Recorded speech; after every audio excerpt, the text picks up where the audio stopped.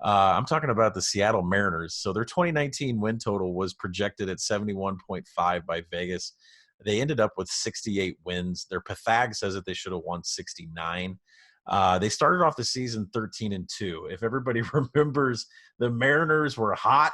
Everybody was rushing to bet this blazing Seattle Mariners team. They finished the season 55-92 after that start after April 11th.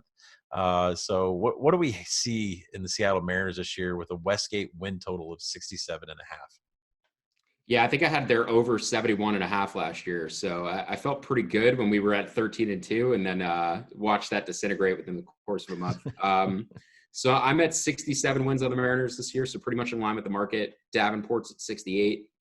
They're in full rebuilding mode. There's not a part on this roster that they can trade that they won't be willing to, especially with Jerry Dipoto at the helm. Jerry is one of the most active traders amongst all GMs, usually has 7 to 10 trades a year in him. So the one guy who probably will get traded this year is Kyle Seager. Kyle was extremely effective down the stretch. He hit 280 with 17 homers, 941 OPS after July 22nd. He had broken his hand earlier in the year, so he really bounced back after that hand injury.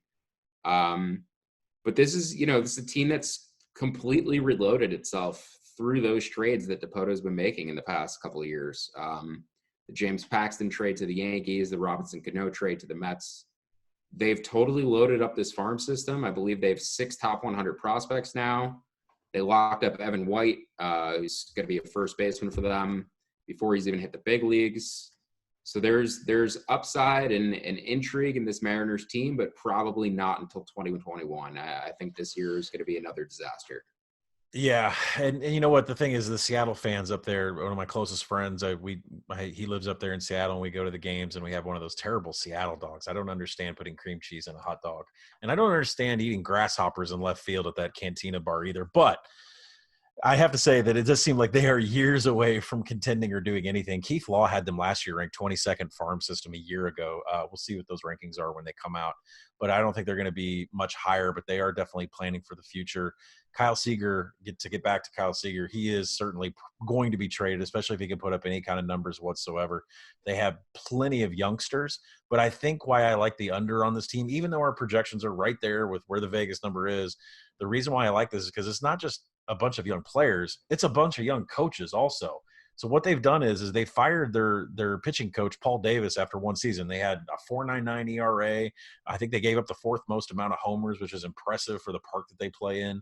And the thing is they didn't go out and find another pitching coach. They elected to promote a bunch of assistant coaches from the farm league. So from Tacoma or from AA Arkansas, everybody kind of just got a bump up the ranks. So not only are the pitchers young, but the coaching staff has got some familiarity with the players. And it's just a new job for everybody. And that kind of makes me want to fade these guys. There's no way in the world they're going to be buyers at the break. They're going to be the one team, at least. The Rangers may be sellers also, but in this division, there's just no chance for them whatsoever. They're definitely going to be sellers if they can get anything out of any of the starters that are currently in there. Let's talk about, we could talk about some of their, their good attributes, but there's a lot of weaknesses here, right? The pitching, the defense, and Mitch Haniger. What's going on with Mitch Haniger?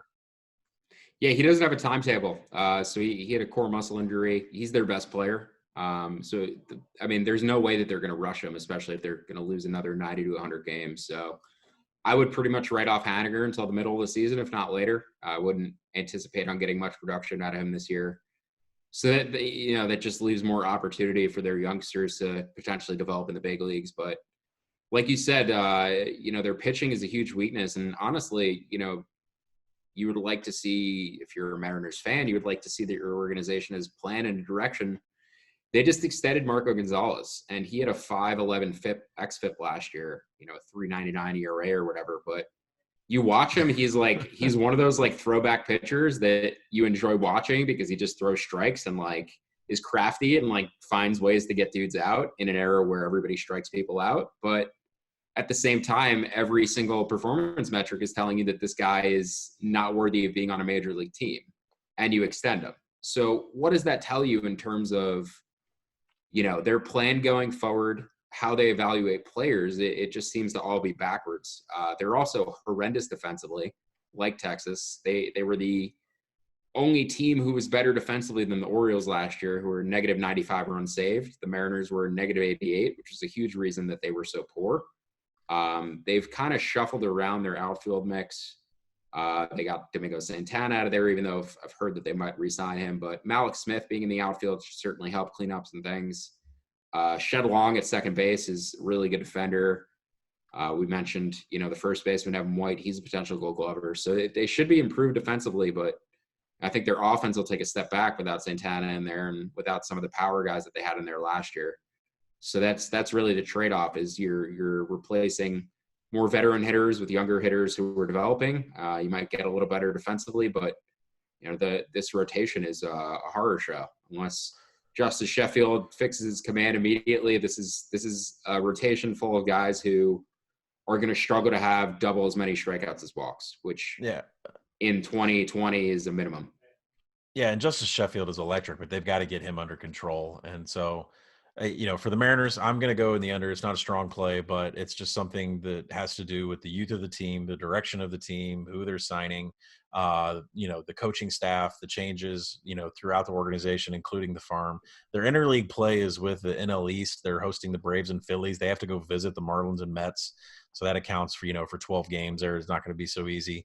When rosters expand on September 1st, they start off with a 10-game road trip. So that's something for the expanded roster to have to deal with there. Complete rebuild. And how awful was their bullpen last year? I mean, it's I can't remember a team blowing more saves in one season. I don't know if that was actually the case, but in terms of games that I had bets on, I can't imagine a team had ever blown more saves in crucial situations or close games than that Mariners roster. They had such a good thing going out of the bullpen with Alex Colomé and Edwin Diaz a couple of years ago.